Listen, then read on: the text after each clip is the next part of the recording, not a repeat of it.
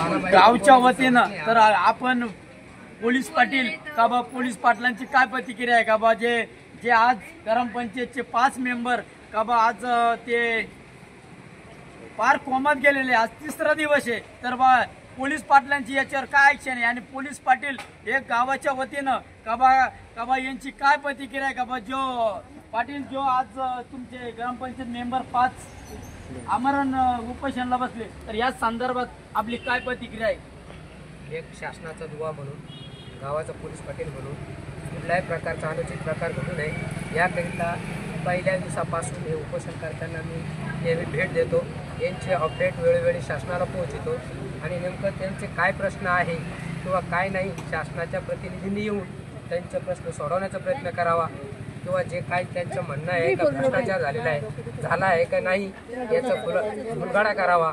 आणि याचप्रमाणे काही महिला आता इथं आलेल्या आहे किंवा आमचा पाण्याचा प्रश्न आहे, आम्हाला 15-15 दिवस पाणी येत नाही आहे, पाण्याचा साठा भरपूर असताना, व्यवस्था भरपूर असताना यांना का पाणी वेळेवर भेटत नाही। आता ते महिला इथं 15 दिवसापासून पाणी नसल्या कारणाने इथं आलेले आहे, पण प्रथम त्यांचा पाण्याचा प्रश्न सुटला पाहिजे, अति महत्त्वाचं आहे। गावाच्या नाल्यांचा प्रश्न आहे, नेमकं ग्रामपंचायतीच्या सर्व सदस्यांनी सरपंच प्रशासकीय अधिकारी यांनी विचारविनिमय करून विशिष्ट अशी मिटिंग घेऊन हा प्रश्न मार्गी लावण्याचा प्रयत्न करावा आणि गावात शांतता राखावी, एवढंच माझं म्हणणं आहे। नाही पाटील, रेश्मा बागुल ग्रामसेवक मॅडम का बा यांचं असं म्हणणं आहे की बा अहवाल येले पण अहवाल बा कुठल्याही प्रकारचा का बा गैरवर्तन होईल नाही, तर याच्यावर गावच्या वतीनं आपली काय प्रतिक्रिया आहे? या संदर्भामध्ये त्याच्यासाठी स्पेशल समिती आहे का ज्याला आपण ग्रामपंचायत सदस्य म्हणतो, एक सरपंच पद आहे, उपसरपंच पद आहे, त्यांच्यावर निगराणी करण्याकरता ते एक शासकीय माध्यम आहे आणि ह्या लोकांनी त्यांच्याकडून कसं काम करून घ्यायचे यांच्या हातात आहे किंवा यांच्या अधिकारात आहे आणि त्यांचा निर्णय शासकीय अधिकारी आणि गावातील हे सरपंच उपसरपंच किंवा हे पदाधिकारी हे घेऊ शकते। त्या संदर्भात मला कुठल्याही प्रकारचा अधिकार नाही।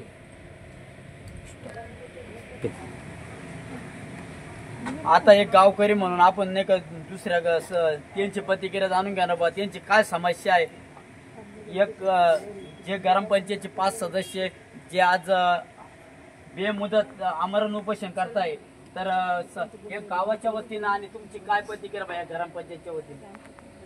ग्रामपंचायतमध्ये आम्ही बरेच वेळा वारंवार याच्या अगोदर आलो, पाण्यासाठी बरेच निवेदनं दिली, पण ते फक्त मनापुरतं समाधान करून आणि त्यांनी लेखी पण दिलेले आहे, आमच्याकडे लेखी आहे आणि हे जे उपोषण करते ज्यासाठी उपोषणाला बसलेले या कामासंदर्भात पहिली विचारणा केली, त्यावेळेस त्यांनी मुदत मागितली, मुदतीनुसार त्यांनी उपोषण सोडलं, पण आता त्यांची परिस्थिती इतकी हलकीची झाली असताना जर तुम्ही घोटाळा केलेलाच नाही मग तुम्ही त्याचा पाठपुरावा करून उत्तर द्यायला काय हरकत आहे? व्हिडिओ साहेब याच्यात सामील असेल याचा अर्थ ते इथं येत नाही, जर ते या कामात सामील नाहीये ना मग तुम्ही प्रत्यक्ष येऊन उपोषणकर्त्याला भेट देऊन त्यांचं काय विचार विनिमय ते जाणून घ्यायला पाहिजे।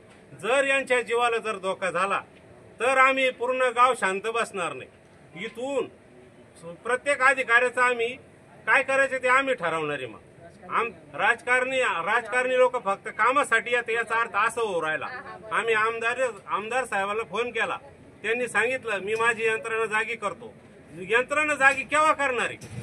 हे लोक जर कुठल्याही प्रकारची ट्रीटमेंट घ्यायला तयार नाही तर तुम्ही यंत्रणा कधी जागी करणार आहे? तुमची अशी अपेक्षा आहे का यांच्यातलं एखादं गेलं पाहिजे मग गावाची सुधारणा करणार आहे? तर माझी एकच कळकळीची विनंती आहे की हे शासनाला तर तुम्ही या लोकांची व्यवस्थितपणे दखल घेतली पाहिजे आणि जर तुम्ही हा भ्रष्टाचार केला नाही तर याचा निवाडा इथं करून आणि लोकांचं समाधान केलं पाहिजे, ही आमची कळकळीची विनंती। तोपर्यंत आम्ही इथून हलणार नाही। असं रेश्मा बागुल ग्रामसेवक मॅडम का बा यांचं म्हणणं असं आहे का बा माझ्याकडे अहवाल येईल कुठल्याही प्रकारचं गैरवर्तन होईल नाही, मग मीडिया समोर काय येत नाही? जर तुमच्याकडे अहवाल आलेला आहे ना मग तुम्ही सत्य का लपवता? त्यांना बाहेर येऊन उत्तर द्यायला काय होतं? इथं आम्ही जेंट्स येऊन लागलो, आम्ही मान मर्यादेचे पुरुष आहे, लेडीज असल्यामुळे आम्ही त्यांना हा प्रश्न विचारू शकत नाही, पण मीडियावाले तर त्यांना विचारू शकता ना, मग त्यांच्या समोर बाहेर येऊन उत्तर द्यायला त्यांना काय हरकत आहे? आपण जर सत्य आहे ना मग सत्य बाजू मांडायला काय हरकत आहे? नाही मॅडमचं तर असं म्हणणं आहे का बा मी कॅमेरा समोर येत नाही का बा सरपंच असल्याशिवाय मी समोर येत नाही बा. तर मग सरपंच आणि त्यांचा काही एकत्रित दुवा आहे का? मॅडम या एक कर्मचारी, त्यांना गाव सांभाळायचंय. सरपंच हा 5 वर्षाला बदलतो, 1 वर्षाला. आता इथं नियम असा आहे, वर्षाला सरपंच आहे त्याच्यामुळे तो वर्षाला बदलतो.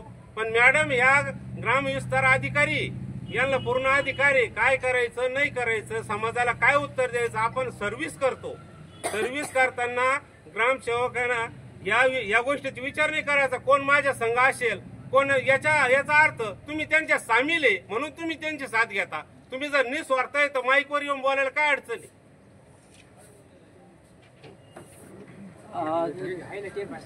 भ्रष्टाचार जर नाहीये, जर का बा तुमची आता एक गावाच्या वतीनं आणि एक ते ग्रामपंचायतचे तुम्ही जे त्यांना निवडून दिलं, ग्रामपंचायतला जे तुम्ही 5 मेंबर सदस्य केले, तर या संदर्भामध्ये आपली काय पुढची काय भूमिका राहील यांच्याकरता? यांच्याकरता आम्ही अहोरात्र पाठीमागे उभे. जर त्यांनी भ्रष्टाचार केला नाही तर हे लेटर बघा, याच्यावर सर्व त्यांचा उलगडा दिलेला आहे. मग हे वाचून स्वतः मॅडमने याचं उत्तर द्यायला काहीच अडचण नाही ना.